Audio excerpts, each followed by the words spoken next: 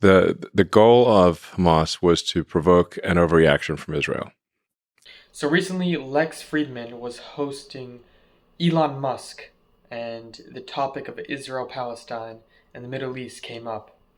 And Elon Musk made a very valid point, and he explained the exact strategy and what Hamas was thinking before October 7th and the exact response that it wanted from Israel in order to ally and unite so-called Muslim Brotherhood around the world.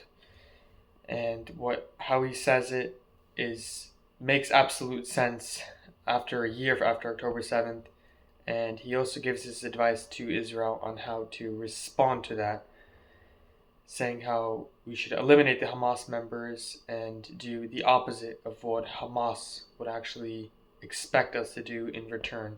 Let's watch the video. So, like I said, somehow controversially, you've been a proponent of peace on Twitter, on X. Yeah.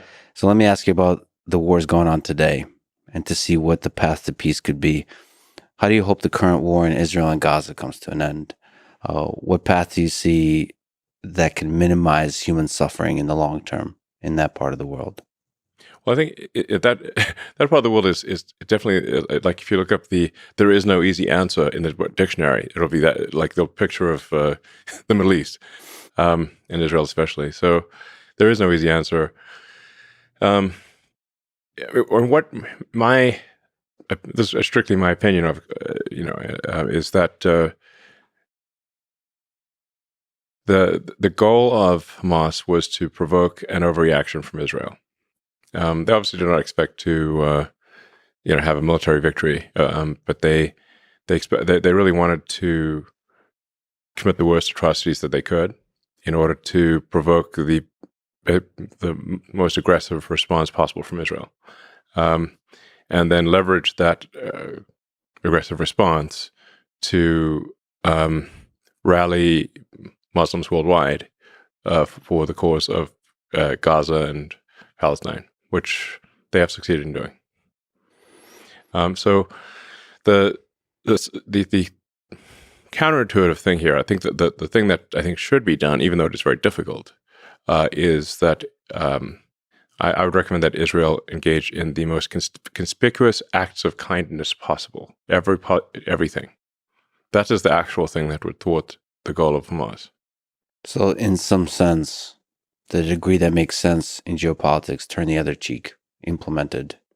It's not exactly turn the other cheek, because I do think that there's, I think it is appropriate for Israel to find the Hamas members and, either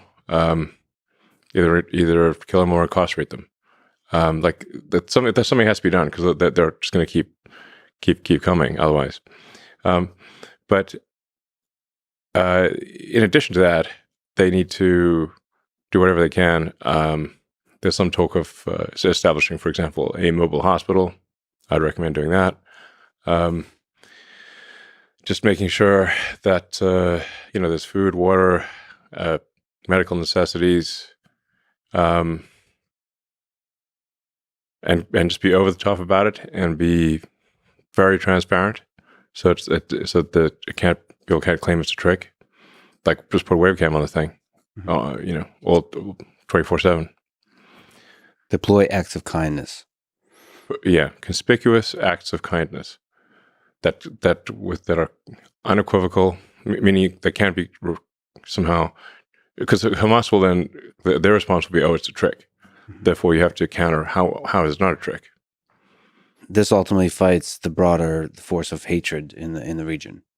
Yes, and I'm not sure who said it. It's an apocryphal saying, but an eye for an eye makes everyone blind. Now that neck of the woods, they really believe in the whole eye for an eye thing. But I mean, you really have, if you're not going to just outright commit genocide, like against an entire people, which obviously would not be acceptable to really shouldn't be acceptable to anyone, then you're going to leave basically a lot of people alive who subsequently, hate Israel. So really the question is like, how, for every Hamas member that you kill, how many did you create? Mm-hmm. And if you create more than you killed, you've not succeeded. That's the real situation there. And it's safe to say that if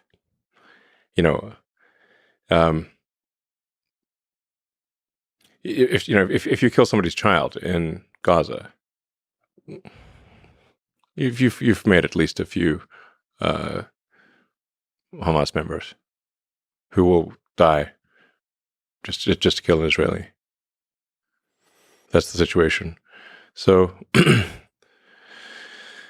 but I mean, this is one of the most contentious subjects one could possibly discuss. But I think if the goal ultimately is some sort of long-term peace, one has to look at this from the standpoint of, over time, are there more or fewer terrorists being created? Thank you so much for watching the video. If you want more videos like these where we break down debates and updates about Israel, please go to buymeacoffee.com/JewishUncensored.